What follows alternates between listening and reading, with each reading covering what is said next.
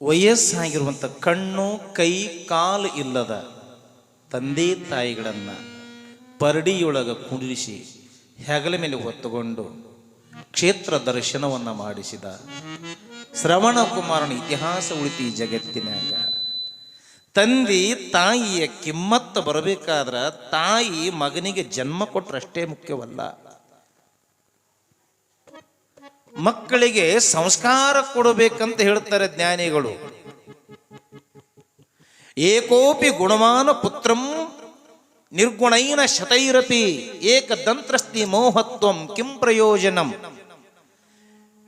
ತಂದೆ ತಾಯಿಯ ಮಾನ ಕಳೆಯುವಂಥ ಮಕ್ಕಳು, ತಂದೆ ತಾಯಿ ಹೆಸರು ಕೆಡಿಸುವಂಥ ಮಕ್ಕಳು, ವಂಶದ ಹಾಳು ಮಾಡುವಂಥ ಮಕ್ಕಳು, ಕೆಟ್ಟ ಚಟಕ್ಕೆ ಬಲಿಯಾಗಿ ಸೆಟ್ಟದು ಹೋಗುವಂಥ ಮಕ್ಕಳು ನೂರಿದ್ರೆ ಏನು ಉಪಯೋಗ ಇಲ್ಲ. ದುರ್ಗುಣವನ್ನ ಇರುವಂಥ ಮಕ್ಕಳು ಹಡೆದ ಪ್ರಯೋಜನ ಏನು?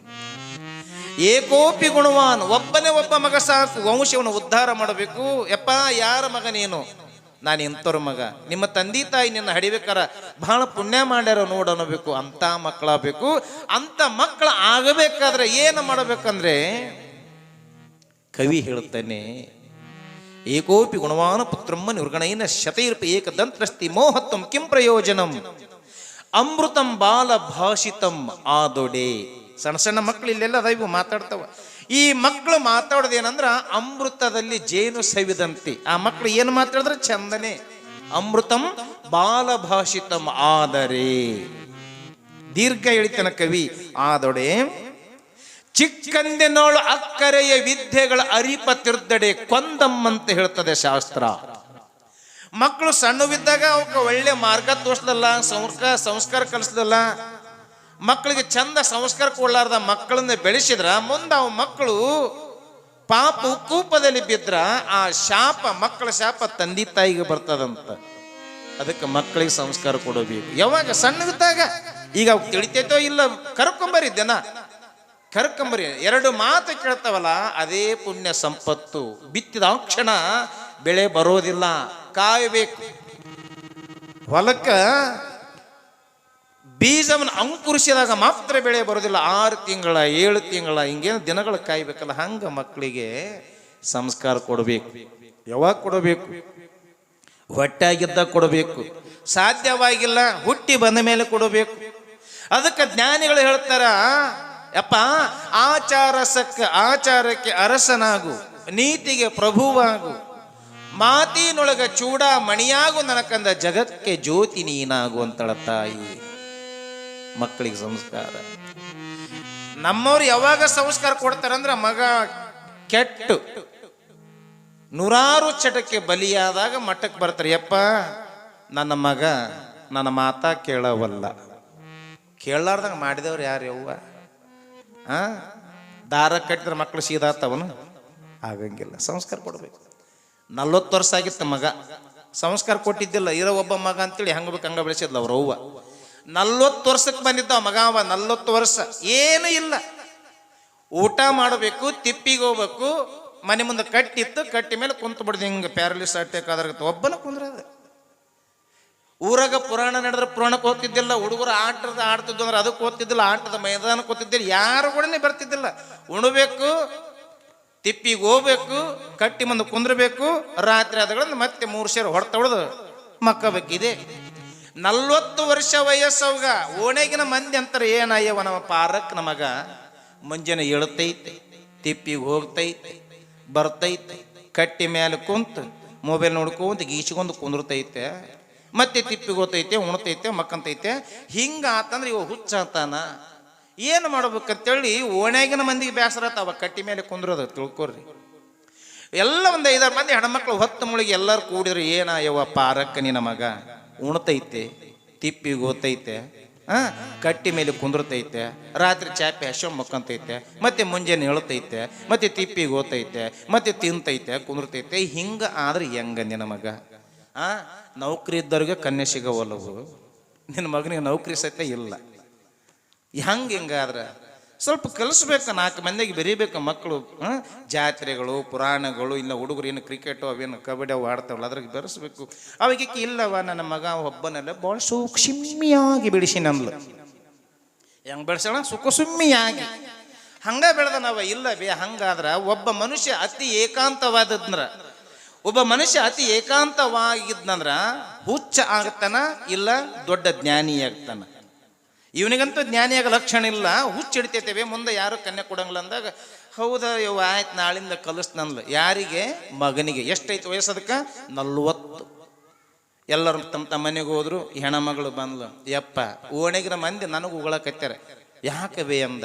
ಅಲ್ಲ ಉಣ್ತಿದ್ದಿ, ತಿಪ್ಪಿಗೆ ಹೋಗ್ತಿದ್ದಿ, ಬತ್ ಇಲ್ಲೇ ಕುಂದಿರ್ತಿದ್ದಿ, ಊರಾಗ ಪುರಾಣಕ್ಕೆ ಹೋಗಂಗಿಲ್ಲ, ಮಠ ಮಂದಿರಕ್ಕೆ ಹೋಗಂಗಿಲ್ಲ, ಜಾತ್ರೆಗೆ ಹೋಗಂಗಿಲ್ಲ, ತಿನ್ನೋದು ಬೀಳೋದು ಕುಂದ್ರೋದು ಇಷ್ಟ ಆತಲ್ಲ. ಹಿಂಗಾದ್ರ ಮುಂದೆ ನಿನ್ನ ಗತಿ ಏನು? ನಾನೇನು ಮಾಡಲಿ, ಯಾವಾಗಾರ ಕಳಿಸಿದೇನಂತ ಅವಾಗ ಕೇಳಿದೆ. ಇಲ್ಲ ಯಪ್ಪ ತಪ್ಪ ನಂದೈತೆ, ಈಗ ಒಂದು ರೊಟ್ಟಿ ಮಾಡಿ ನೀವು ಒಂದು 3 ಸೇರು ರೊಟ್ಟಿ ಹೊಡ್ತಾ ಹೊಡೆದು, ಬದ್ನಿಕಾಯಿ ಪಲ್ಯ 3 ಸೇರು ಅನ್ನ ಹೊಡ್ತಾ ಹೊಡೆದು ಮಕ್ಕ ಮುಂಜಾನೆ ನಾ ಹೇಳಿಕೊಡ್ತೀನಿ ಸಂಸ್ಕಾರ ಅಂದ್ಲು. ಆಯ್ತು, ರಾತ್ರಿ ಒಂದು 16 ರೊಟ್ಟಿ 3 ಸೇರು ಅನ್ನ ಹೊಡ್ತಾ ಅನ್ಕೊಂತ ಮುಂದೆ ಕಟ್ಟಿ ಮೇಲೆ ಮಲ್ಕೊಂಡ. ಬೆಳಕರಿತು. ತಿಪ್ಪಿಗೆ ಹೋಗಿ ಬಂದ ಜಳಕ ಮಾಡಿದ. ಜಳಕ ಮಾಡಿ ನೋಡಕ್ಕೆ ದಪ್ಪ ಗಿಪ್ಪ ಸ್ವಲ್ಪ ಚಲೋ ಇದ್ದ, ನೋಡಕ್ಕೆ ಮೈಕಟ್ಟು ಚಲೋ ಇತ್ತು. 3 ಸೇರು ಉಪ್ಪಿಟ್ಟು ತಿಂದ ಬಂದ ವಸ್ಲಿ ದಾಟಿದ. ಅವ್ರವನು ಕೇಳ್ತಾನ, ಯವ್ವ ನಾ ಯಾರನ್ನ ಮಾತಾಡ್ಸ್ಲಿ, ಹೆಂಗೆ ಮಾತಾಡ್ಸ್ಲಿ ಅಂದ.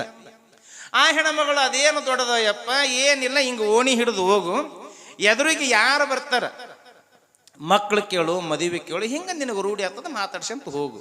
ಅವನು ಕರ್ಮಕ್ಕ ನಾಷ್ಟ ಮಾಡಿ ಹಿಂಗೆ ಓಣಿ ಹಿಡಿದು ಹೊಂಟ. ಅದು ಆ ಸಮಯಕ್ಕೆ ಒಬ್ಬ ಹೆಣ್ಮಗಳು ತನ್ನ 4 ಮಕ್ಕಳು ಕರ್ಕೊಂಡು ಅಂಗನವಾಡಿ ಶಾಲೆಗೆ ಬಿಡಕ್ಕೆ ಹೊಂಟಿದ್ಲ ಮಕ್ಕಳನ್ನ. ಒಕ್ಕಲ್ತನ ಮಾಡೋ ಹೆಣ್ಮಗಳು, ಕೈಯೆಲ್ಲ ಹೆಂಡೆಗಿತ್ತು. ಇವ ನೋಡಿದ ಫಸ್ಟ್ ಆ ಹೆಣ್ಮಗಳು ಬೆಟ್ಲಲ್ಲ ಇವನು ಕರ್ಮಕ್ಕ. ಹೇ ನಮಸ್ಕಾರ ರೀ ಅಕ್ಕವ್ರೇ ಎಂದ. ಈ ಹೆಣ್ಮಗಳು ನೋಡೇ ಇಲ್ಲಲ್ಲ ಇವನ ಅಂದ್ಲಕ್ಕಿ. ಏನೋ ಚಂದ ಮಾತಾಡ್ತಾನೆ ಬಿಡು ಅಂತೇಳಿ ನಮಸ್ಕಾರಪ್ಪ ತಮ್ಮ ಅಂದ್ಲು. ಇವನ ಅಕ್ಕ ಮಕ್ಕಳು ನಿಮ್ಮವನ್ರಿ ಅಂತ ಕೇಳಿಲ್ಲ. ಹೌದಾ ಯಪ್ಪ 4 ಮಕ್ಕಳು ನಾನುವ, ನೀವ ಹಡ್ದಿರೇನ್ರಿ ಅಂದ. ಏನಪ್ಪ ಇದು ಹೊಸದ, ಇರ್ಲಿ ಬಿಡ ಅಂತೇಳಿ ಹ್ಞೂನಪ್ಪ ನಾನು ಹಡ್ದೀನಿ ಅಂದ್ಲು. ಮತ್ತೆ ನಿಮಗೆ ಮದುವೆ ಆಗೈತೇನ್ರಿ ಅಂತ ಕೇಳಿದ. 4 ಮಕ್ಕಳು ತಾಯಿಗೆ. ಮೊದಲ BP ಹೆಣ್ಮಗಳು, ಹಳ್ಳಿ ಹೆಣ್ಮಗಳು, ಎಂಡಿ ಕಸ ಬೆಳೆದಿದ್ಲು, ಕೈ ರಪ್ಪಾಗಿತ್ತು. ಮದುವೆ ಆಗ್ಲಾರ್ದ ಮಕ್ಕಳು ಹಡಕ್ಕೆ ನಾನು ಏನು ತಿಳ್ಕೊಂಡಿದ್ದೆ, ಆಪ್ ಮಾಡಿ ಅಂದಕ್ಕೆ ಪಡ್ ಅಂತ ಹೊಡೆದು ಬಿತ್ತು ಹೇಟಿಲಿಗೆ. ಹೇಟು ಹನುಮಪ್ಪ ಮುಳ್ಸುಡಾತು ಹಿಂಗ ಬಂದು. ಏನಾತು ಅಂದವರು ನೋಡಕ್ಕೆ ಹೆಂಗೆ ಹೊಡೆದಾಳ. ಯಾಕೆ ಏನಾಯ್ತು? ಏನಿಲ್ಲ, ಹಿಂಗಾತು, ಹಿಂಗೆ ಕೇಳಿದೆ, ಹಿಂಗೆ ಹೊಡೆದ್ಲು. ಹುಚ್ಚ ಹಂಗನ. ಮೊದಲ ಮದುವೆ ಕೇಳಬೇಕು, ಆಮೇಲೆ ಮಕ್ಕಳು ಕೇಳಬೇಕು. ಆ ಕಡೆ ಹೋಗಂಗಿಲ್ಲ ನೋಡಂದ. ಯಾಕೆ ಬಿದ್ದಿತ್ತಲ್ಲ ಕರಿಗಡಬ ಬೇಸ ದಪ್ಪ ಹನುಮಪ್ಪ ಮುಳ್ಸುಡಾಯ್ತು ಹಿಂಗ. ಆ ಕಡೆ ಹೋಗಲ್ಲ ನೋಡಂದ. ಆಯ್ತಪ್ಪ ಶಾಣೆ ಬದಿದಿ ಬಾ, ಹೊತ್ತು ಮಲಗಿದ ಮಕ್ಕ ಅಂತ ತಿಳ್ಕೊಂಡು ಮತ್ತೆ ಊಟ ಮಾಡಿಸಿ ಮಲಗಿದ್ಲು. ಮಲಗಿದ ಮತ್ತೆ ಮರು ದಿವಸ ಸೌಂಡ್ ಬೇಕಾ ಅಮ್ಮಿಂಗ್ ಹೊಡಿತೈತಿ ನೋಡಿ. ಮತ್ತೆ ಮರು ದಿವಸ ಎದ್ದು ಒಂದು 25 ಇಡ್ಲಿ ಹೊಡೆದು ಈ ಕಡೆ ಹೋಗ್ಬೇಕಂದ್ರೆ ನೆನಪಾತ ಫ್ಲಾಶ್ ಬ್ಯಾಕ್. ಈ ಕಡೆ ಬಿಡ್ತಾ ಭೇಟ ಅಂತೇಳಿ ಊರು ಹೊರಗೆ ಹಿಂಗೆ ದೊಡ್ಡ ಸೀಟಿ ಊರು ಹೊರಗೆ ಹೋದ. ಅಲ್ಲಿ ಕಾಲೇಜ್ ಗ್ರೌಂಡ್ನಾಗ ಇವು ಹೋದ. ಕಾಲೇಜ್ ಗ್ರೌಂಡ್ನಾಗ ಹೋದ ತಕ್ಷಣಕ್ಕೆ ಒಂದು ಹುಡುಗಿ ಟಿಪ್ ಟಾಪ್ ಆಗಿ ಸ್ಟೈಲ್ ಮಾಡ್ಕೊಂತ ಆ ನೋಟುಬುಕ್ಕ ನಿಂಗೆ ಕೃಷ್ಣ ಚಕ್ರ ತಿರ್ಸುವಂತ ಒಂದು 4 ಕೂಲ್ ಹಿಂಗೆ ಬಿಟ್ಟಿಲ್ಲ ಆ್ಯಕ್ಚುಲಿ ಅಂತ ಸ್ಟೈಲ್ ಮಾಡ್ಕೊಂತ ಹಿಂಗೆ ಹೊಂಟಿದ್ಲು. ಹಿಂಗೆ ಹೋಗೋ ಟೈಮಿಗೆ ಇವ ನೋಡಿದ. ಹೇ ನಮಸ್ಕಾರ ರೀ ಬಾಯರ ಅಂದ. ಆ ಹೆಣ್ಮಗಳು ಕಾಲೇಜ್ ಹೋಗ ಹುಡುಗಿ ನಮಸ್ಕಾರ ರೀ ಅಣ್ಣವ್ರೇ ಅಂತ ಅಂದ್ಲು. ಇವ್ ನೆನಪತ್ತು ಫ್ಲಾಶ್ ಬ್ಯಾಕ್. ನಿಮ್ಮದು ಮದುವೆ ಆಗೈತೇನ್ರಿ ಅಂತ ಕೇಳಿದ. ಇನ್ನು ಇಲ್ರಿ ಅಣ್ಣರು, ಇನ್ನು ಡಿಗ್ರಿ ಓದಬೇಕು, ಅವೇನನ್ನದವ್ರು ಓದವು, ಅದೆಲ್ಲ ಓದಬೇಕು, ಆಮೇಲೆ ನೌಕರಿ ಬರಬೇಕು, ಸ್ವಂತ ನನ್ನ ಕಾಲ ಮೇಲೆ ನಾನು ನಿಂದಿರ್ಬೇಕು, ಆಮೇಲೆ ನಮ್ಮಪ್ಪ ಎಂಥವರ ನೋಡ್ತಾನೆ ಆ ವರ ನೋಡಿ ನಾ ಮದುವೆ ಮಾಡ್ಕೋಬೇಕ್ರಿ ಅಣ್ಣವ್ರೇ ಅನ್ಲಕ್ಕಿ. ಅಂದ್ರೆ ಇನ್ನು ನಿಮ್ಮದು ಮದುವೆ ಆಗಿಲ್ಲ ಅನ್ರಿ? ಇನ್ನು ಇಲ್ರಿ ಅಣ್ಣವ್ರೇ. ಮತ್ತೆ ಮಕ್ಕಳ ಹೆಸ್ರಿ ಅಂತ ಕೇಳಿದ. ಕಾಲೇಜು ಹೋಗೋ ಹುಡುಗಿ ಮೊದಲ ಕರಾಟೆ ಕಲ್ತಿತ್ತು. ಅದೇನ ಬ್ಲ್ಯಾಕ್ ಬೆಲ್ಟ್ ವೈಟ್ ಬೆಲ್ಟ್ ಅಂತಾರೆ, ಅದು ಕರೆಕ್ಟಾಗಿ ನಮಗೂ ಗೊತ್ತಿಲ್ಲ, ನಾನು ಶಾಲೆ ಕಲ್ತಿಲ್ಲ. ಮತ್ತೆ ಇನ್ನು ನಿಮಗೆ ಮಕ್ಕಳು ಎಷ್ಟು ಅಂತ ಕೇಳಿದ. ಮದುವೆನ ಆಗಿಲ್ಲ, ಮಕ್ಕಳು ಕೇಳ್ತಿಲ್ಲ. ಆಪ್ ಮಾಡಿ ಯಾವ್ರವ್ ನೀನಂತ ಯಾವ ಹೂ ಅಂತ ಹಿಂಗೆ ಪಕ್ ಅಂತ ಹೊಡೆದು ಅದು ಇಲ್ಲಿಗೆ ಬಿತ್ತು. ಇಲ್ಲಿ ಮುಗಿ ಬಿತ್ತು, ರಕ್ತ ಸುರಕತ್ತಿ ಹಿಂಗೆ ಹಿಡ್ಕೊಂತ ಬಂದ. ಏನಾತಂದ್ಲು?